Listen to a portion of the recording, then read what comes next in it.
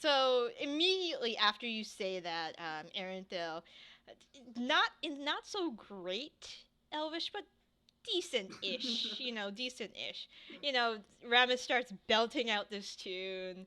Um, I'm like, yeah, that's what I'm talking you notice about. that Lek is like, oh hell yeah, and then she actually, let's see what she can do. Where's her spell list? I get up Right. and try to dance. Uh-oh. You roll me a performance check, please. Another one? And she is going to cast um No. light. It's You're a little wobbly, but you're okay. You're not, are you trying to get on the table? No, I'm just like, I'm doing my own shit, All right, Black Dog is weaving between your legs, kind of like one of those dogs who dance with people, trying to Yeah. cheerfully cheer you on. Lek casts several different colored lights that sort of shine above, the people on the table singing, kind of like trying to get like a disco effect, but she she's actually gonna roll performance. She's Instead, it starts blinding Ramus and Pip. And Ramus, I need you to make a dexterity check for me, please. Dex save or dex check? Dex save, please. Okay. Pip will also roll one. Since she's arm in arm with you, you guys should be fine. I'm pretty sure I'm You're fine. good. You're like, oh my eyes, but you're like, you keep on dancing. Pip, unfortunately, her foot she takes a step back and then she realizes that there's nothing behind her, and then seems in this kind of happens, and it looks like it happens in slow motion, where she takes a step back and then she realizes there's nothing behind her, so she starts falling, and then a second, like an instant second later, her back goes wham onto the floor, and she just continues to sing. And she's like, I'm fine, and you should go Shanghai.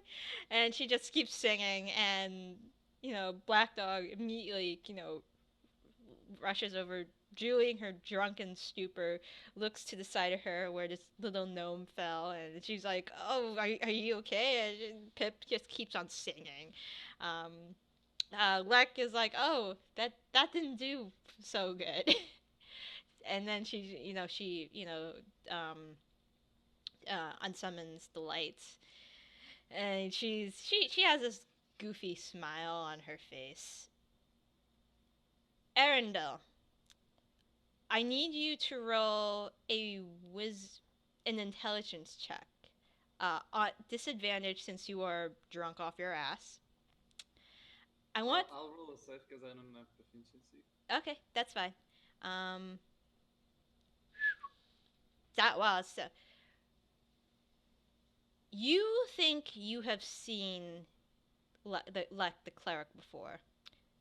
Not her. Like, you probably would remember if you've met, but you think you've seen a picture of her before somewhere. And then Holy crap. in your drunken stupor, you remember the many times you had gotten in trouble with Maru. Like, you did some stupid shit when you were like younger or something with some of the other initiates, and she had called you into her office, so to speak, and you remember there was a portrait.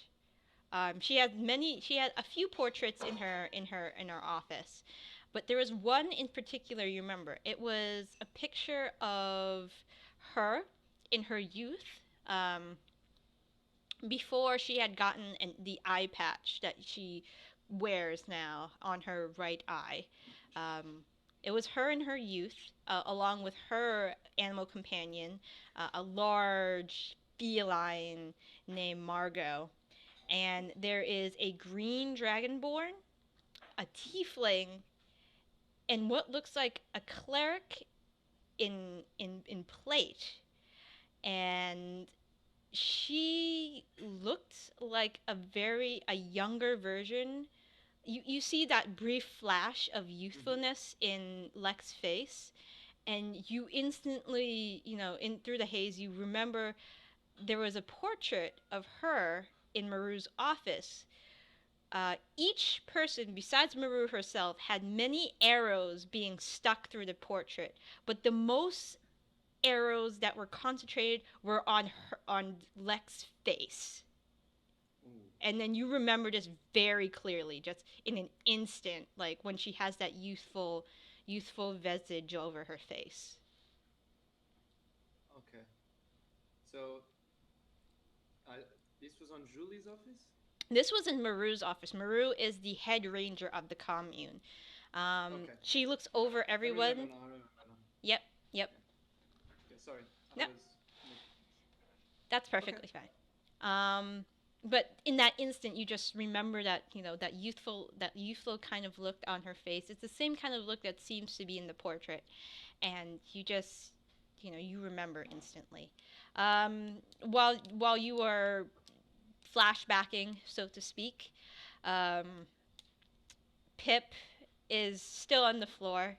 Black Dog has disengaged from you currently, and Arendelle and tries to nudge the little gnome back up to her feet, and she shakily gets onto the table, and she's smiling. Her cheeks are a real deep shade of like red, like she's completely red in the face, being probably shit faced at this moment. The cleric near her has that rosy cheeked red. And Julie isn't so red in the face. You've seen her hold her liquor, and she has a pretty high tolerance. You think she's not as drunk as everyone else, but still fairly, very, very tipsy at least. Out of character, will I remember that tomorrow? So to say. You probably will remember it tomorrow. If you sleep on it, you may remember it in the morning. You don't think, after remembering something like that, you don't think you're going to forget it even that soon. I mean, you're not blackout drunk, so okay. You probably will remember it. Thank you. The camaraderie, unless you guys want to do anything, Ramus, you finally get your chicken. It is a nice roasted corn hen with potatoes and stuffed rosemary in the cavity and lemons and sage and whatnot, and Pip gingerly sits back down and grabs the jug of wine and seems to reseal the cork using a spell, like a mending spell it looks like, and like just shoves it back into her bag, and she has this kind of goofy smile for the remainder of the night.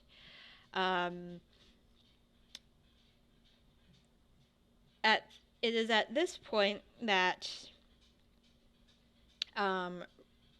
Ironwood and Cat's Paw come back from, and this is probably hours into the night, come back from their walk or their run or where they have come from.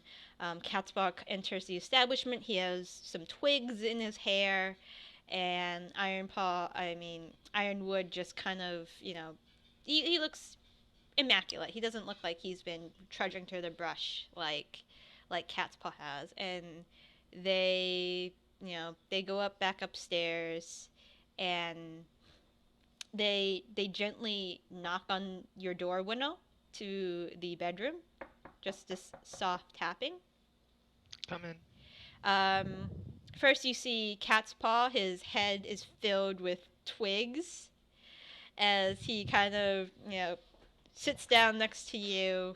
The cat stirs from his slumber, kind of a meow, and slowly gets up, stretches his back, and goes to cat's paw and curls up to sleep.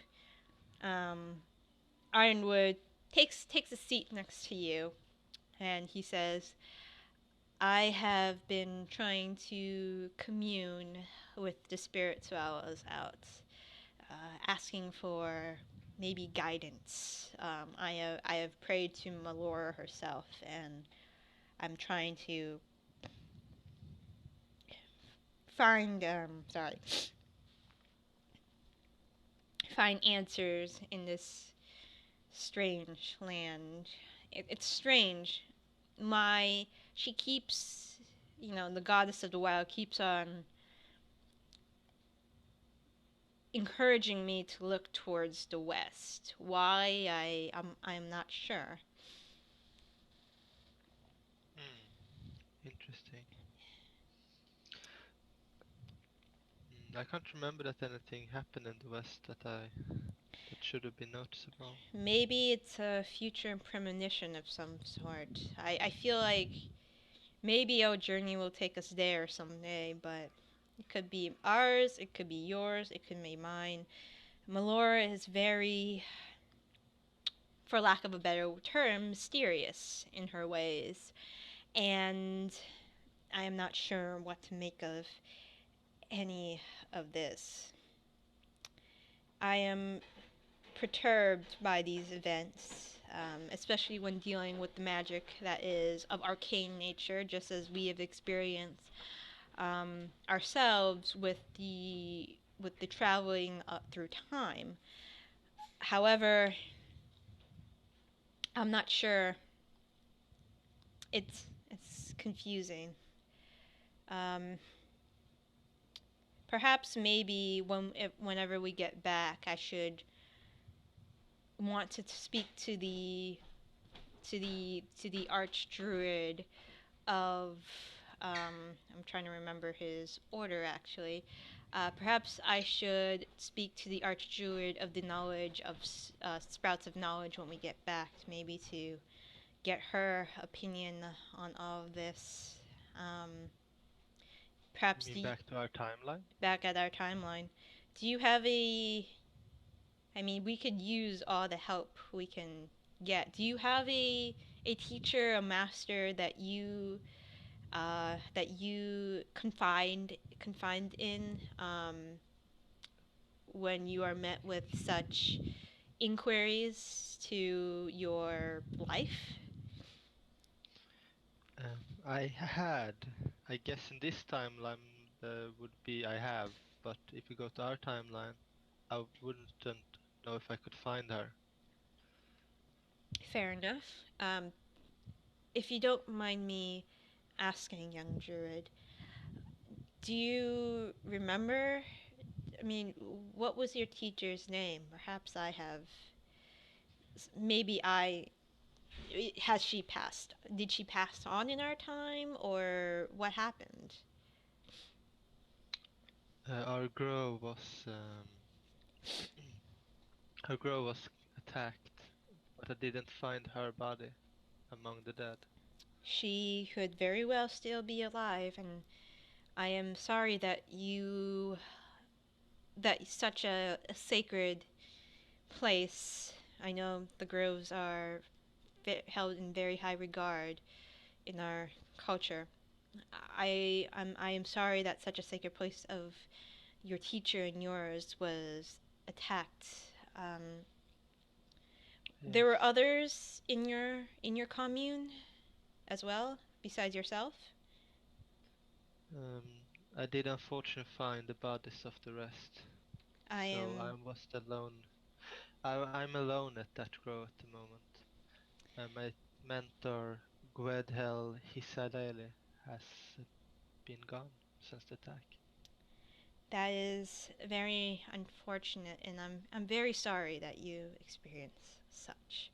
Maybe when we get back, if you wish it, so I can, when we get in contact with the archdruid of the sprouts of knowledge, we may be able to help you locate your teacher. It is true that it sounds like you were an unofficial. I guess I don't like official druid organizations as much as the next. I feel that too much structure, um, too much structure does not convey our message. I do not like these politics. I do not like the bureaucracy of the conclave or the orders, but it is necessarily to have our voice heard. When we get back, I can offer you assistance in helping you find your teacher through my conclave of sprouts of knowledge, if you wish it to be so. And I'm sure Cat's Paw with the claws of nature would be able to help you. And you see Cat's Paw stroking, you know, Orange Cat, and he's like, I, I, I, I, I can try to offer my help. I don't know if I will be able to. Well, after this journey, I will be able to contact our own archdruid, so I could put in a word and see if we could find your teacher as well. Um, they both look at you, waiting for an answer. I'm very torn on the subject. A part of me really wants to find my mentor and ask why. Another part of me says it's probably has a very good reason and that I don't know might be important. And That some part of me is just angry. that is that is very understandable, says Ironwood.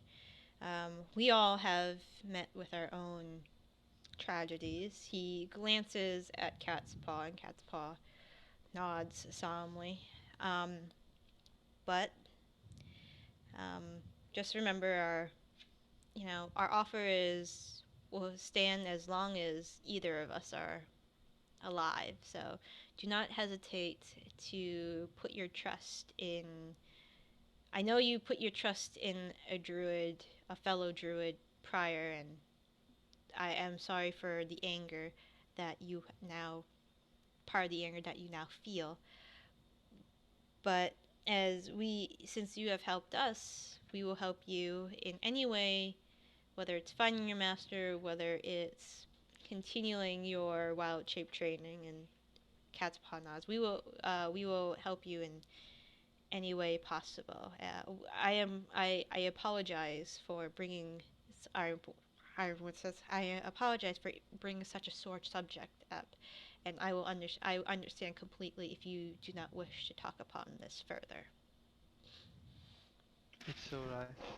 I appreciate the help with the shapeshifting. So I have learned a lot under your tutor. But this subject about my mentor, let's take it up when we are back at our time. It's That's no sure. point worrying for. That's perfectly fine. Cat's paw looks at you. Don't worry. Okay. I mean, I have some great ideas coming up in our future lessons. I've got an idea. We're gonna turn you into a shark eventually. And he kind of looks at you, and Ironwood's like, oh, Jesus Christ. Kind of just shaking his head. Melora, save us. Like, Ironwood's like, it's going to be like a shark that could go through like sand, and and you see Ironpod shaking his head. And it's like, now we've got, and Cat's Paw starts talking extensively about shape shifting and the different animals he studied over the many years. And Ironwood's like, oh, God, Melora, please help me. Melora, please help me. I'm going to meditate, says Ironwood, and he picks a corner in the room next, not a corner, but he sits next to a window. He crosses his legs. He puts his hands together, and he starts, meditating in a deep state. But his eyebrow twitching every once in a while as Cat's Paw, keeps going on and on about the many potential shapes that you will be able to turn into Hwinnil. And it's like, oh, I bet you've never been a mongoose before. That's awesome. And he just keeps on going on and on about this. And, every once in a while, like, Ironwood is just shaking his head. He seems not to be able to achieve a state of total meditation because of the words coming out of Cat's Paw's mouth. You also notice that since Cat's Paw is a dwarf, he sometimes goes into these sort of his mouth is a little more foul than any druid you've met before, probably because of his background. He dwarven society isn't so refined, especially it seems like Cat's Paw was maybe of lower class when he left his dwarven kin. So that essence of society kind of carries, that speech kind of carries with him. Back downstairs, a couple hours pass. Mostly everybody who didn't save for Ramus and Black Dog, are now kind of passed out drunk. So Julie's still okay. She offers to lead Lek and Pip to their room, who generously take up the offer. And they, those three bid you good night. Black Dog seems to hang around you, Arendelle, not wanting to go to sleep yet, really. And Ramus is still doing whatever, maybe eating the chicken. Yeah, I'm gonna be eating my chicken. Yeah, he's just eating his chicken. He's just tearing through this chicken. He's gotten, as soon as you pick out the wishbone, Ramus, Black Dog trots over to you and kind of looks up at you expectantly. And I'm like, you traitor! And you see Black Dog kind of back at Arendelle's direction and looks expectantly up at you while you're taking the last bit of meat off that wishbone. I'm gonna scratch his head a little bit and then be like, here, and throw him the wishbone. He catches it and starts gnawing on it, very very happily. And he just goes under the table, just gnaws on this bone.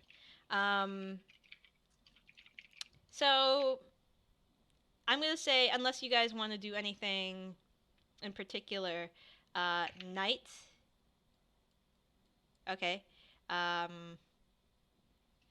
Night just passes. All right, I'll keep that in mind. Hwinnil. Night passes, and it is morning. It is very early morning. Arendelle, you are very used to waking up at the crack of dawn. Julie is in the same room as you. Black Dog is snoring very, very loudly, draped over her body.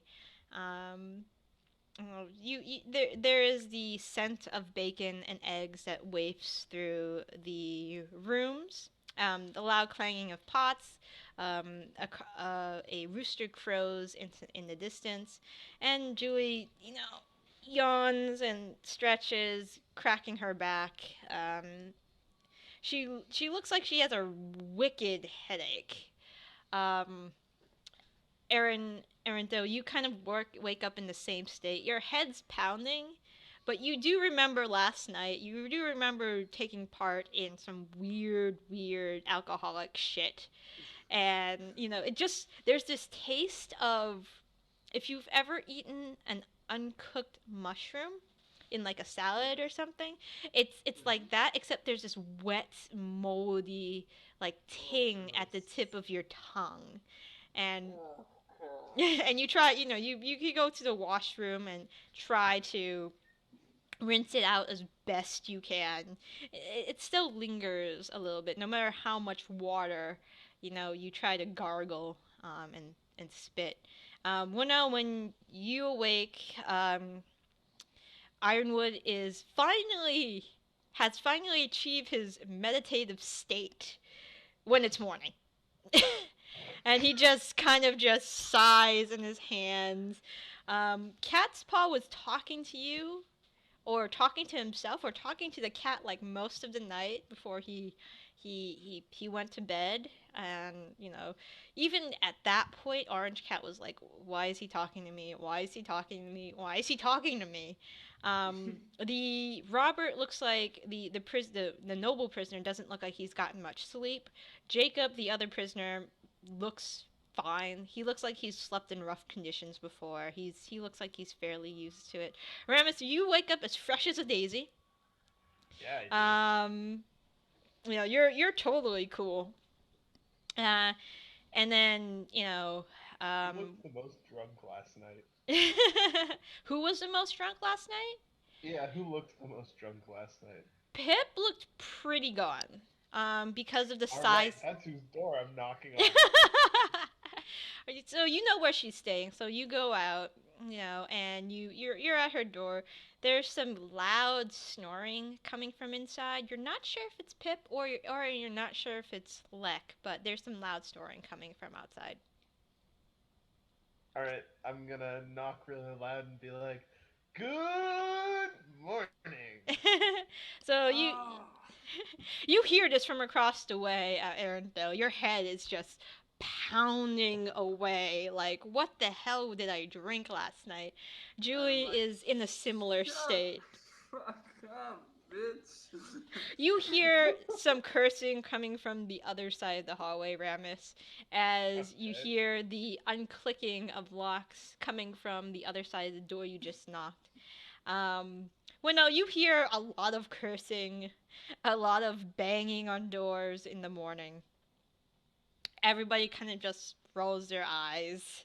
A very bleary, rough-looking gnome comes to the door, kind of gives you one eye, like trying to open her eyes, just looking at you like, "Can I help you, Ramus?"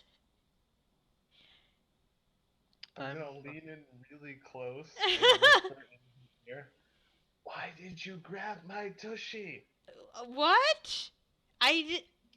And there's this look of clarity that comes across her face. And then she immediately, her hands shoot up to her mouth, and she's like, "Oh my God, I am so sorry. I think I had to. Oh dear."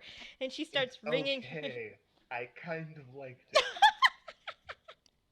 She kind of gives And you. I'm just gonna leave. She kind of gives you a strange look as you walk down the hall, and she's like, You're like walking like a diva, shaking your ass like. Promise? maybe. She's just she's just clutching her head and shaking her head and trying to remember last night. You notice, Ramus, that Lek is already up, washed, has buttoned the collar to her dress all the way to nearly her chin.